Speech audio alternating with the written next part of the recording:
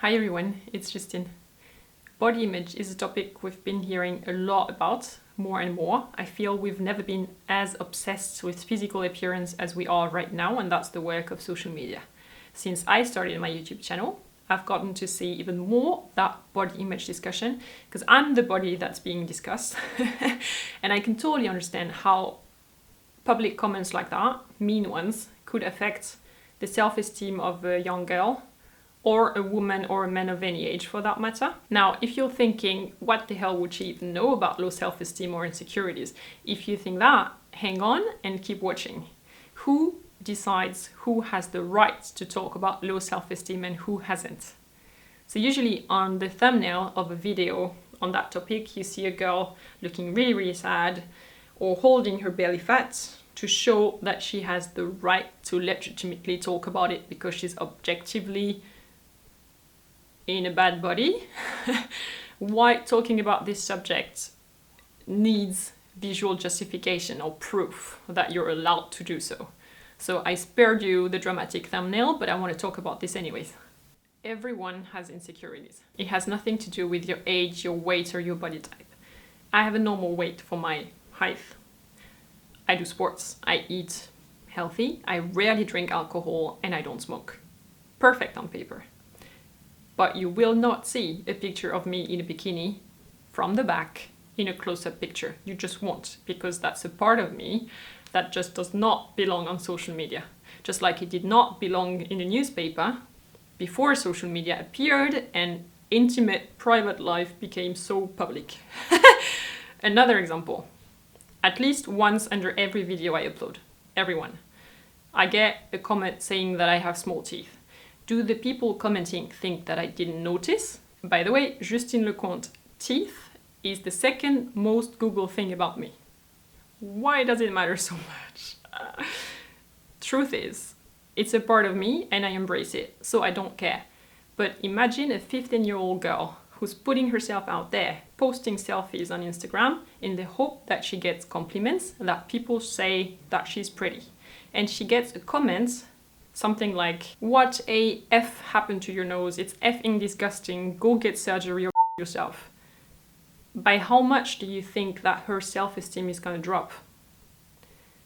And when you post that publicly under her picture, you're not only saying that right to her face, you're also saying that in front of everyone she knows and all her friends. Who would do that in real life, right?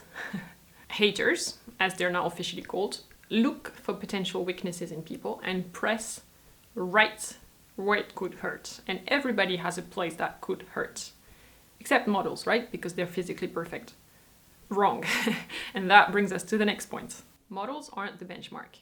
Two reasons for that. First one, it's their full-time job to look good. They're paid to do just that. And trust me, the pressure of looking good for the job is high enough to make especially young girls feel really insecure, even if you think that objectively they really have nothing to worry about. In fact, the most insecure people I know are models. They need to hear all the time that they look pretty and that they look great, and it's exhausting for them. Second reason, Photoshop. It's surely not the first time that you're hearing this, obviously, but you can't compare yourself with a picture that has been pimped and corrected for hours. There is a very good short movie about the power of Photoshop, I would call it. I can't remember the title, I link it below. Great watch. As far as I'm concerned, my job does not depend on how I look, it depends on how I think and what I create as a result. My value does not equal my looks. The way you look doesn't define you as a person either, and even if you're a model, because others' opinions don't matter. You know, I get all sorts of comments, like, oh my god, you're anorexic, it's disgusting, you should be ashamed to put yourself out there as an example. Says who? Or, oh, honey, I thought you were slim, but are you sure you're not plus size? Based on what sizing system? Let's be clear, here I'm not trying to fish for compliments or get reassurance from you guys. I'm just trying to show the actual bandwidth of what we call others' opinions.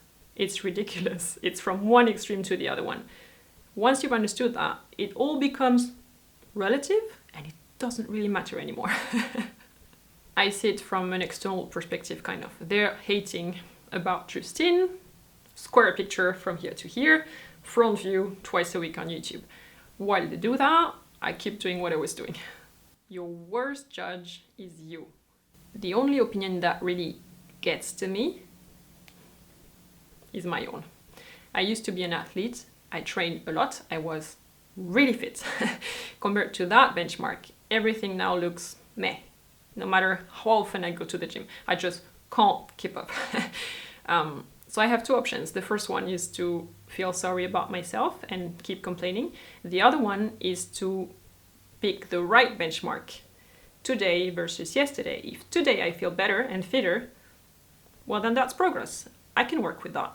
And this simple positive thought, this little satisfaction boost, will show every time you smile. Women are very self-criticizing, a lot more than men. Well, don't do that. Just change the benchmark. One more thought. Just my 2 cents on how to keep yourself motivated and interested in making progress little by little, which will in return totally boost your self-esteem. Do things that you've never done before. It's actually also my golden rule number 1 every day. For instance, try out a new look. Every season is a new chance or a new excuse to try new things. Try a new sport. Every time you do sports, the body generates dopamine, which is basically a substance that makes you feel happy. So the more sports you do, the happier you feel, on top of the physical benefits we know, and you also sleep better afterwards. So it's a win-win-win. It's like a magical weapon. Smile at yourself every time you see a mirror. When you smile, the brain switches to happy. It's not smart enough to realize whether there's really someone standing in front of you or not, so you can totally trick it and fake it as often as you need. Compliment others. When you make people happy, it makes you happy. It's math or biology. I would need to check that fact, but let's say you're killing 2 birds with 1 stone. Conclusion, I think the image we have of our bodies is impacted more by our level of self-esteem than by how our bodies actually look, which is cool because self-esteem is easier to build up little by little than it is to build the perfect body. Define perfect anyways. Thumbs up if you enjoyed this video. I wish you a fantastic Sunday and I look very much forward to your thoughts and comments. Don't forget to subscribe to this channel if you haven't done so already, and I'll see you very soon again. Take care. Bye bye.